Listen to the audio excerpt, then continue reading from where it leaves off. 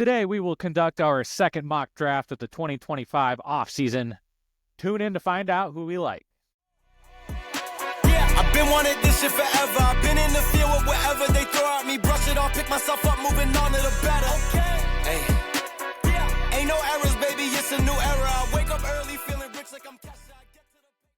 Welcome in another episode of Sounds Good. Thank you, everyone, for coming back and taking a listen to us. I am one of your two co-hosts. My name is Rob Ralph. Next to me is my best friend, Jordan Olson. Just know that we do have new content every Wednesday and Saturday on YouTube, Spotify, and Apple Podcast. Make sure to hit us up on our socials. I am at Sounds Good with 3 A's, and Jordan is at Olson Jord. We have our second mock draft of the season going on today. We are so excited to be able to do that with you. And I will go ahead and share my screen. Yeah, let's go. Let's dive into this. I love a good mock draft.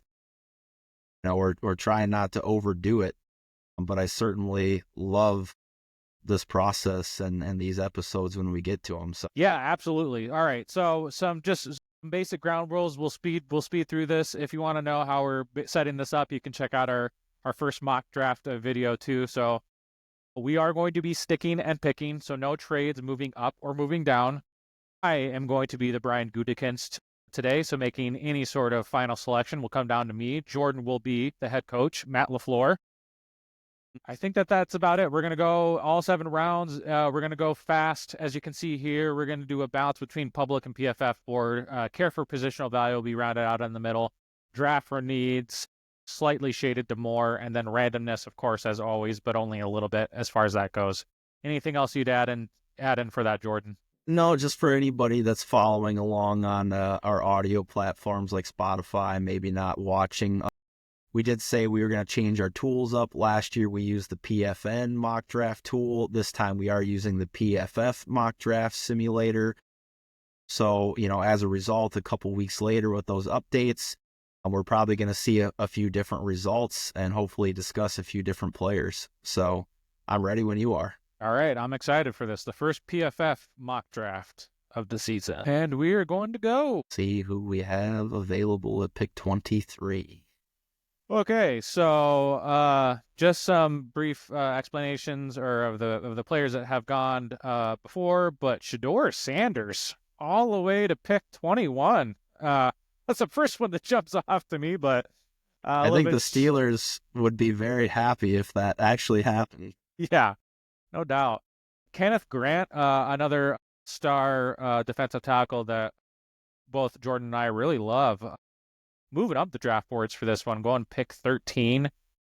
Jada Barron, a very heavily mocked player for the Packers. He goes number 10 to the Chicago Bears. I would absolutely hate that if he ended up going to the Bears and end up being good. Luther Burden, pick number 6 to the Oakland Raiders, is another intriguing one as well. Would you have any other thoughts as far as any of these players real quick, Jordan? No, a lot of the guys that we like, including like last episode we talked about, you're scrolling too fast for me, Rob, but it's okay. Michael Williams is somebody we've talked about we like. They went, in the mid-teens. That's kind of where I expect them to go. Walter Nolan's been a name that we've kept our eyes on. James Pierce Jr., I think that's pretty appropriate with where he probably will go. Borderline top 10 guy.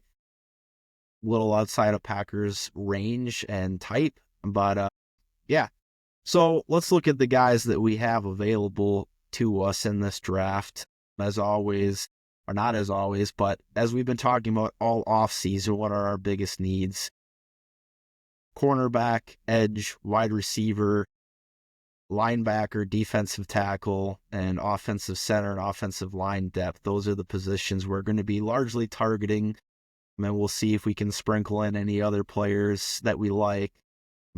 We might even need to consider what backup quarterback looks like late in this draft if the right player is there. While we do have Malik Willis right now, we do like to maybe have a little bit of a succession plan there. So who's available to us, Rob? Start at the top of the list. Emeka Egbuka, the stud wide receiver from Ohio State. He's ranked overall composited for 17 at PFF. Derek Harmon, number 20. Matthew Golden, stud wide receiver from Texas, very fast. the halfback, which there's no way in God's green earth we're taking a halfback with our first-round pick. That's never going to happen. Grey Zabel, now this is more realistic. I believe in our other mock draft, we got him in the 3rd round. He'll probably be gone by the end of the 1st round, but he's somebody I'm looking at. And then you got the edge, Nick Sorten from Texas A&M, Darius Alexander, who had a really good Senior Bowl, Connerly Jr., right, the tackle from Oregon, and then Campbell, that linebacker from Alabama. Yeah, one thing I don't see in this immediate list until we get to, ranking 34 is, and ranking 35 is, strong cornerback candidates. Some of the good ones went off the board early. We may be in kind of a limbo here at pick 23 between, value at corner and maybe, doing like what we did back when we drafted Eric Stokes and taking a guy who's ranked, in the late 30s or low 40s to address corner in the 1st round. So that's something we definitely need to consider. So a couple of guys we're looking at here, Rob and I both, I think, are very interested in Trey Amos. As you can see, outstanding in both man and zone coverage, good against the run as well. Yeah. Couple things that we've heard about recently with Trey Amos. He did have that little bit of an injury in the Senior Bowl. I don't expect that to slow him down. But was it the other day somebody's giving us some information about he might be a little stiff in the hips, and we need to kind of see how he tests at the combine this weekend? Fluidity is something that's very important to the Packers. It's one thing to have straight line speed, but if you can't flip around, you're probably not a predominant cornerback in this league. Yeah, that one person gave him Eric Stokes comp, so I immediately oh my gosh. But you're right. The combine will speak complete value to what Trey Amos is able to bring, and just similar to like what Quinyon Mitchell did last year, who he showed he could do that very, very well, and ended up probably being the best pick, one of the best picks in the 1st round for the Philadelphia Eagles last year. Well, I'm going to be very intrigued and looking for that same sort of thing for Trey Amos. Let's look at just 2 other players here, and then we'll go ahead and make a selection. Obviously, staying with corner, let's look at Siobhan Revel and what he could bring to us. Another player that shows pretty outstanding traits in both man and zone coverage. Really great against the opposing completion percentage against him. That's one of the higher ratings that I've seen. He does play a little smaller school in Eastern Carolina, so the level of competition and wide receiver he's facing at that level may come into play there. And again, kind of an above average run defender, so he's probably not going to hurt us there. We all know that that's been a little bit of a bugaboo with Jair Alexander in the last few years, particularly since he had that shoulder injury. So having somebody on the outside willing to tackle would be really nice. And he's a bigger guy, right? I think if you scroll up, he's 6'3". 193. Yep. Yeah, so maybe a little thinner, but definitely has the height. Kind of a Kevin King type of build, and don't do it. Thoughts. So now we've got Eric Stokes comp. We've got a Kevin King comp. It's already gone downhill. All right. One more player I want to look at, we haven't talked about him a lot on this show, is go back to our edge rusher from Texas A&M. Nick Sorten. Nick Scorton. Yep. The more and more I've looked into him, the more and more I really like him as a Packers fit. The measurables are great. If you go into his size, he's 6'4", 285. The Packers typically like to draft bigger edge players. And he's young. And he's young. So like all of the criteria for measurables fit with what the Packers are interested in.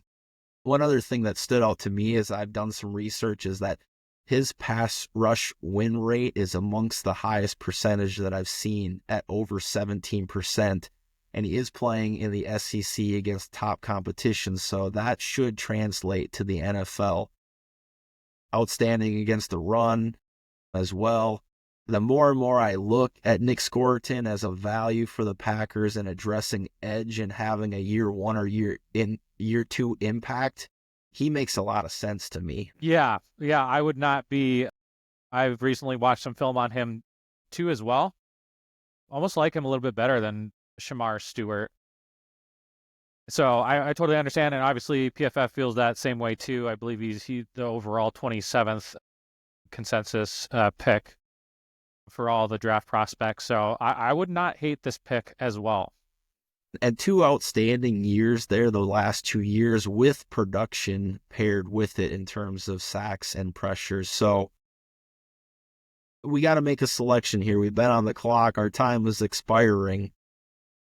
So who are the players that you're really considering us picking, Rob? And if you... Yeah, and if I'm being honest too, I don't think that there's any way. I guess I'll believe it when I see it, even with Egbuke up here on the board. Stud wide receiver from Ohio State. The Packers do not pick first round wide receivers. Haven't in 20 years plus. Jordan, correct me if I'm wrong on that. But so that's where I'm at immediately, and I think you can get value elsewhere too. So I'm throwing that one out. I love myself some Derek Harmon. We've talked about this from before, and I have drafted him quite a bit, and some of my own mock drafts. But just a bruiser, 83.9 overall. Just a stud across the board, 17.6 pass rush win rate, true pass set of 91.2, overall pass rush grade of 86.3. So just obviously a stud, and he definitely fits the eyeball test too, but 6'5", 310. Interesting that they don't have his age there though, but there's one other guy that I gotta go into. Yeah. And he might be a little too good to pass up. I know that we got him in the 3rd round from the other Pro Football Focus mock draft, but a 90.4 overall PFF grade for Grey Zabel. I mean, just awesome. He's got positional versatility, played tackle, played a ton of guard, both right tackle, left tackle, and then both left guard, right guard. Played a little bit of center, not as many snaps, but he can definitely do it, and that's where he probably projects the best. But, I mean, Jordan, I don't know. He's the one that I like the best because he's definitely going to be gone. When we talk about, building up our offensive line, but this would obviously be something to where, we, didn't re-sign Josh Myers or got a Drew Dahlman specifically. So I don't know. To me, it feels like one of the best picks for where he's falling right now. What do you think? Yeah, I mean, this is your draft, Goody, and I'm going to follow your vision. I would definitely support of building up in the trenches. If my job as your number one advisor is to think about the shape of our board, though, I think I agree with you. Derek Harmon, wide receiver and defensive tackle, there's value later. I do think that I don't like where we're at with corner right now. My one other consideration is that premium edge is hard to get after the top 30 or 40 picks. Yeah. So I like either strength. I like those two guys that are back to back there. I like Grey Zabel to strengthen our offensive line and make that a solid unit. And I really like Nick Scourton as a premium edge. And then we don't have to worry about addressing that in free agency or trade if we don't want to or unable to. So either way, we strengthen the trenches through one of those picks. So, Goody, you make the selection. See, this is where the big money comes into play. But if it were up to me, I just think out of all these players and positional versatility and how far he would fall down on my board, Brian Gutekunst's board, Grey Zabel's probably going to be just a little bit above everybody else. So I will go ahead and make that selection. Great pick. We now have, in my opinion, solidly a top 5 line in for the foreseeable future. And I mean, what more Packers-y thing could we do other than to have like 5 players at other positions of need that we like and go offensive line in the 1st round? Absolutely. All right. So just some brief comments too here. Darian Porter, who I've recently watched a ton of tape on, I really like him. He is a massive corner, 6'4", 205, 210 pounds. He just went a couple picks previous to the Broncos. Jack Sawyer, really good high-end motor for the Ohio State. He goes to the Falcons. That seems like a very Falcon-y type of pick. You're right, though, Jordan. Like here towards the end of the 2nd round, a lot of these premium edge rushers, Shamar Turner, which is the game you play, right? Landon Jackson, Shamar Turner, Jahad Campbell. This is where a lot of Siobhan Revel went. Trey Amos went literally, what was that? Just right 9 outside picks. the first round. He Yeah. went in the first pick of the second rounds. Any commentary too on some of these second round picks from any other teams? Not at the moment. Let's look at who we've got available. Darian Porter and Jack Betch are two players that I'd be interested in, and we're picked around the Packers selection here at 55, both wide receiver and corner. So let's see who we have available to us. You kind of scrolled past some guys I'm not really interested in. Agreed. The one guy, Joshua Farmer, he's a interior defensive lineman I like that has good pass rush. He's average against the run, but he would be like a 3-tech nose tackle for us. Like I said, very average against the run, but very exceptional at the pass rush. Yeah. So I don't know. He's got honestly more of a 3rd round grade for me than PFF has him here in the middle of the second. So, but I like a few of these players a little bit further down the list. I actually like Omar Norman Lott a little better. I love Jayden Higgins. So let's explore a couple of those guys. Yeah, Omar Norman Lott. He was another one that some teams are considering him a first round projection on some teams' board. But wow, look at that, Jordan. 18.9% pass rush win rate.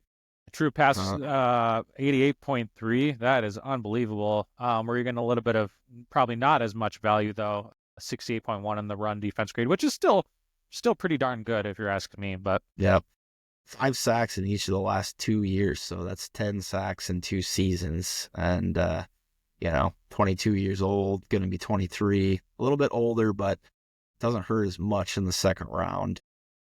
And then let's take a look at Jayden Higgins. We've talked about him a lot, but this is a guy that if we want to address our receiving room, certainly brings a lot of value to us and is very Packersy. So excellent receiving grade. yeah, Contested catch rate is high. He's 6'4". I think is he 205 pounds, 200 pounds? What do they have him at? 215. We'll see what he actually weighs in at the combine this week. And all of these measurables and stuff are very hypothetical or pulled off of school websites. We're about to get the official numbers, and probably by the time you're listening to this episode, they've all weighed in, and these websites will be updated with that. So,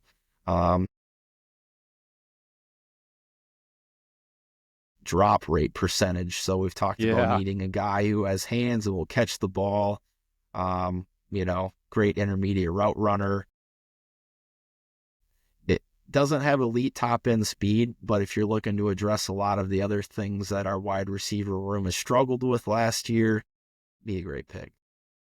Jordan Birch is another one here too. He's definitely got the measurables. He's somebody that I've taken a look at here recently.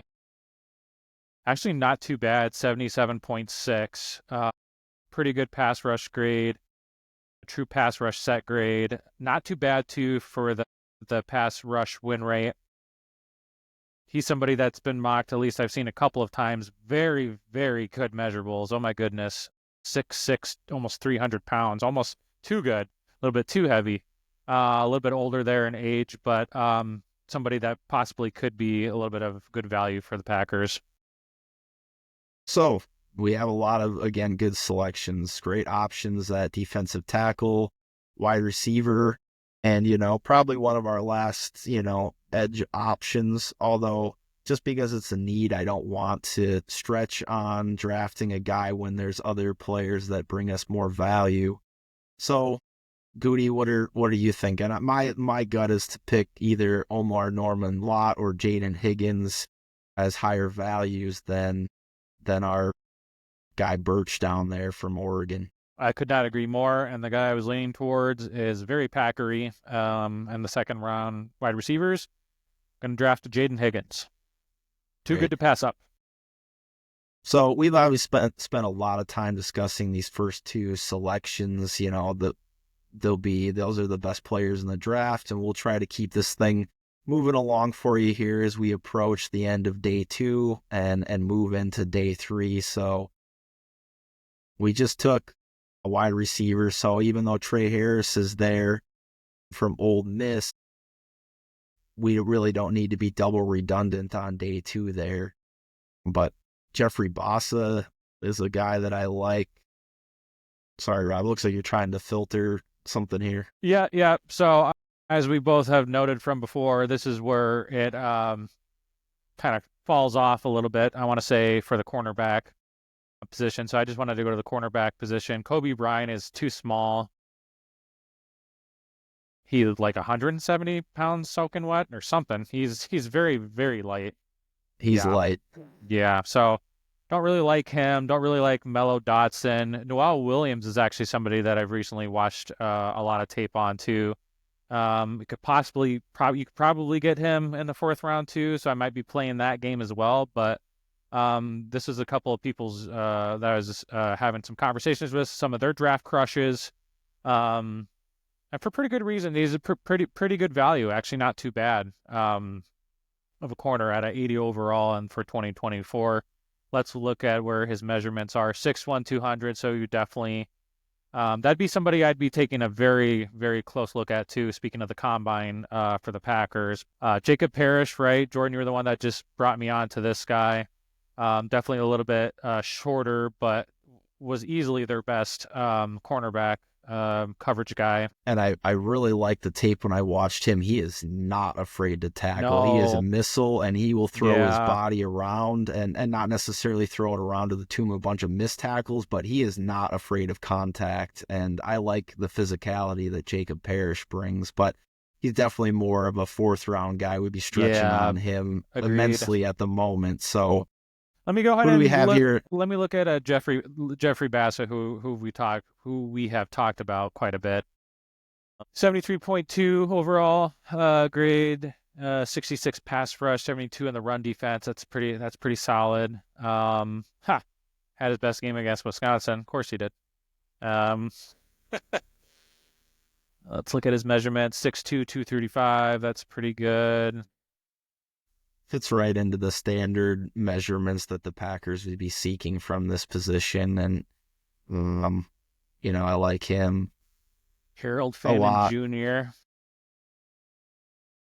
God, if you wanted to give Jordan Love another toy, he's gotten some like Deebo Samuel at the tight end position comps. He's a little shorter, but, he had an outstanding season at Bowling Green. You can see the statistics. My goodness. 1,555 yards and 10 TDs. And I watch a lot of Mac football because I work at a Mac school, and he is a man amongst boys at that level. Hey, Deion Walker, that's another one we talked about. He's way too big. His leverage is horrible. He probably will not be a Packer. In fact, he will never be a Packer according to Jordan, right? And I'm in agreement with that. I don't love the board of players available to us at this point in time. This might be a spot too where if we could trade down, we probably would. But here's another one too, but he's probably more a 4th, 5th round. But Aeneas Peebles, my goodness, man, he's somebody else I really like as a defensive tackle. Almost a 90 for PFF grade. Well, let's explore that idea. So go back up here because right now we have addressed we've addressed line and the wide receiver room. We have not touched the defense at all. Yeah. I like Jeffrey Bassa, and I like defensive line group. I think if we are going to take a corner that's going to have any kind of meaningful impact, it is going to come in the 4th. And I like a few of the options we've taken. So I think that taking defensive interior or linebacker would help us improve our team right now. Harold Fannin would be a fun toy. Yeah. But I think that I would take Bassa or Peebles. Yeah, I like Peebles. Bassa or Peebles, and I'm going to go ahead and make this selection thinking that we are going to bring back either one, if not both, of Isaiah McDuffie and Eric Wilson, so on a cheap vet minimum. So I will go ahead and draft Aeneas Peebles, who is absolutely phenomenal out of Virginia Tech. Yep. That's not a 3rd round pick that just really, I'm in love with, but I feel pretty good about it. So now we're getting to the 4th round here, and we hope that one of those corners that we talked about is available to us in this range. So let's scroll down and see if any of those guys are available. I do like Zy Alexander, but Jacob Parrish. So let's click into him just real quick. Yeah, 81.2. Oh man, Didn't have the grade. most stellar 2023 season, but had a nice bounce back in 2024. Meets the Packers' criteria in terms of measurables, 6'2", 194. Yep, and all those cornerbacks went. Yeah, they're son gone. of a gun.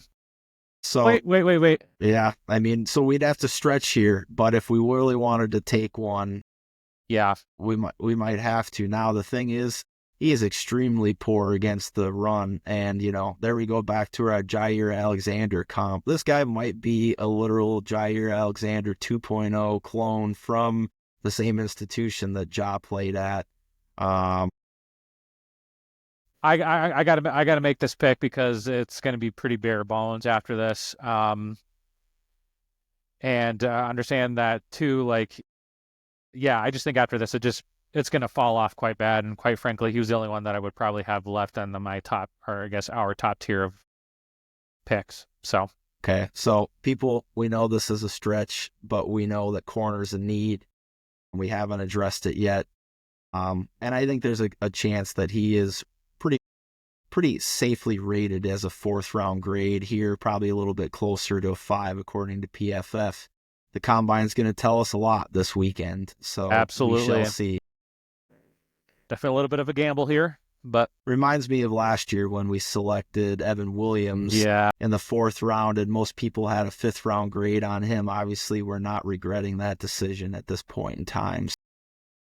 Right, so just real quick, our picks: Grey Zabel, 1st round; Jayden Higgins, 2nd round; Aeneas Peebles for the defensive line, and then cornerback Quincy Riley. So that's where we are sitting at right now for our 5th round pick. Mm-hmm. Yep. So we'll try to speed this up a little bit here. Couple guys, Kobe King. We still haven't addressed the linebacker position. We've got Seth McLaughlin, which Grey Zabel is probably our center of the future now, and but he does provide us other offensive line flexibility if we really like Seth McLaughlin and wanted to draft him and maybe have Grey Zabel as our swing tackle or win one of those other positions. I also like Jonah Monheim as well, center from USC. So future mock drafts, we do have some value here in the 5th where we could get a starter, whether in 25 or 2026 at the center position. Emory Jones Jr., who we've talked about from before too, for the tackle from LSU. He's down here, who we like. So here's one other idea, and we kind of missed the major corners. Yeah. But a guy that is a blue chip prospect that's kind of fallen out of favor a little bit that we have some familiarity with, but Denzel Burke. I know, that's where you're going. Yeah. Could be an option if they want to bring in the guy we just drafted from Louisville and Denzel Burke to kind of compete for those positions and have some depth, Gave up a lot in the completion to opposing receivers this offseason or this past season, which does concern me a bit. But yeah, he's a great option. So he's definitely somebody who I think could provide a lot of value here. 6'1", 183, meets the measurables too as well. And then linebacker we haven't addressed yet. I do like Cody Lindbergh from Minnesota there. Where was he? Oh, okay, he's right above Denzel Burke. So he's great against the run, pretty average against the pass, but his missed tackle rate is okay, and the average depth of run tackle. We are talking about a guy selected on day 3 now. So these are all going to be projects. They're all going to have deficiencies, but at 6'3", 240 could definitely play Sam for us. So we got to make a selection here. And Rob, I see you want to look at one more player. Yep, Emory Jones Jr. Yep, I mean, anybody who you're probably going to select here is going to, like you said, be a project. He's a big bruiser, though, 6'6", 315. I'd probably almost rather take another one of those centers that probably profile more as a starter, and then move Grey Zabel to another position if he won one of those jobs. If we wanted to go offensive line, but we don't have to at this point in time because we have 6 or 7 guys we like on the offensive line already after we drafted Grey Zabel. Yeah. Well, all right. I'm gonna make the choice and give us some more depth on the offensive line. You can see where Rob's head is going as to anchor up the trenches. But again, too, like I just remember the Philadelphia Eagles getting absolutely, murdered when Elton Jenkins went down on the quality of backup. So I definitely think that this would him and Zabel would continue to build upon having good depth if we run into those issues again.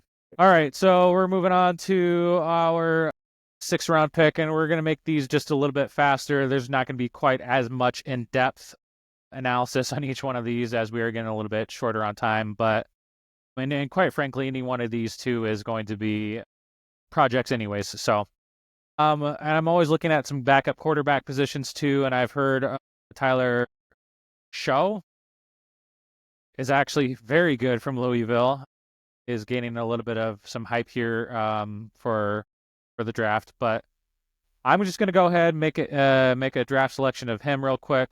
I know that we have Malik Willis, Jordan Love, but that dude Goody's always good for taking one of these quarterbacks, and I think he could be a good solid pick there too. So quick selection there, and then I believe this is our last round pick. So we've got two 7s. So okay, yep.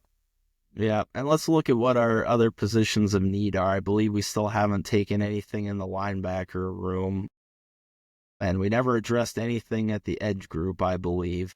So, yep, linebacker, Lean Walker, pretty good. Yeah, let's see if he meets the height and weight thresholds. I feel like I remember him being a little on the light side, 218. You are correct.